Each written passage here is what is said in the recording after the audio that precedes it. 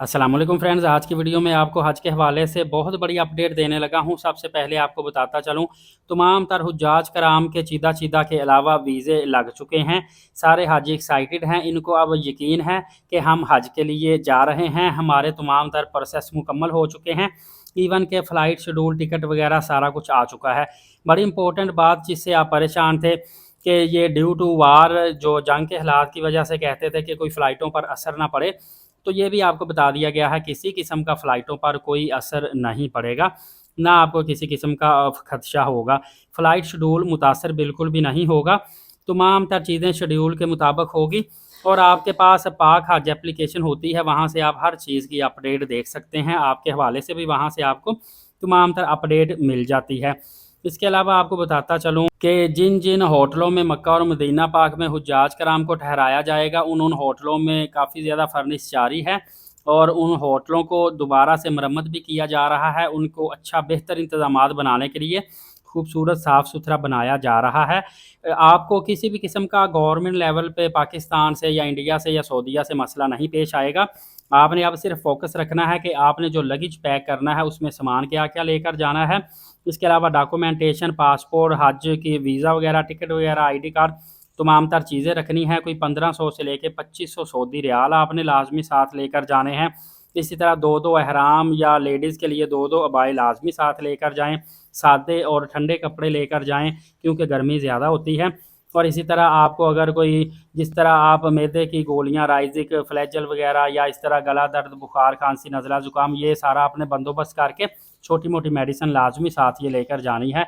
आप जितने भी सेहतमंद हैं, वहाँ पे जाके आबो हवा चेंज होती है तो कोई ना कोई मसला पेश आ जाता है। दोस्तों, इसी तरह आपने कोशिश करनी है कि पानी की बोतलें, छोटा बैग शोल्डर में लटकाने वाला, टिशू वगैरह, फेस मास्क वगैरह, सन ग्लासेस, छतरी, और इसी तरह बाद औक़ात लोग फेस वाश और सन ब्लॉक भी लेकर जाते हैं।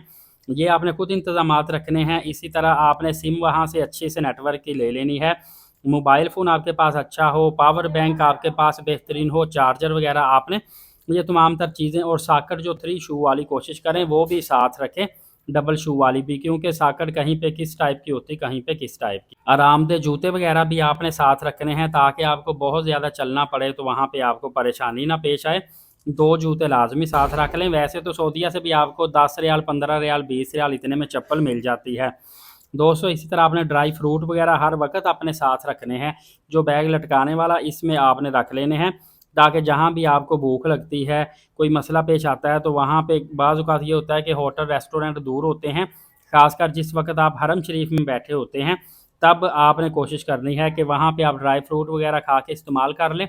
जब नमाज मुकम्मल करके फिर आप हरम शरीफ से बाहर जाते हैं। हाँ, एक और चीज़ आपने ख़्याल करना है, जब आपकी नमाज मुकम्मल होगी, अगर आप उसी वक़्त उठ के हरम शरीफ से बाहर आने की कोशिश करते हैं ना, तो इतना ज़्यादा रश होता है कि आपको बड़ा टाइम, धक्के, काफ़ी मसले मसाइल पेश आते हैं। कोशिश करें नमाज ख़त्म होने के 20 मिनट बाद आप हरम से निकलें। ज़्यादातर रश जा चुका होगा, थोड़ा रश रह जाएगा तो आपको आसानी के साथ एग्ज़िट लेना पड़ेगा। इसके अलावा जब आपने वॉशरूम यूज़ करने हैं, वॉशरूम अक्सर 2 या 3 बेसमेंट तक नीचे होते हैं। आप अगर पहली बेसमेंट में नीचे उतर के जाएँगे, वॉशरूम्स में फुल रश होगा, आपके लिए मुश्किल पेश आएगी, कितनी-कितनी देर कतारों में लगे रहेंगे। कोशिश करें सेकंड या थर्ड बेसमेंट के वॉशरूम में जाएँगे, बिल्कुल मामूली रश होता है, तो आपका टाइम बचेगा। सिर्फ़ ये होता है कि थोड़ी आपको मुश्किल पेश आती है ज़्यादा नीचे वाली बेसमेंट में जाने के लिए। इस हवाले से मज़ीद भी आपको काफ़ी ज़्यादा टिप्स देता रहूँगा। आपने एलीट साकिब यूट्यूब चैनल को सब्सक्राइब रखना है और दूसरों की रहनुमाई के लिए वीडियो को भी लाज़मी तौर पे शेयर करना है। अगली वीडियो में मिलेंगे। बहुत शुक्रिया।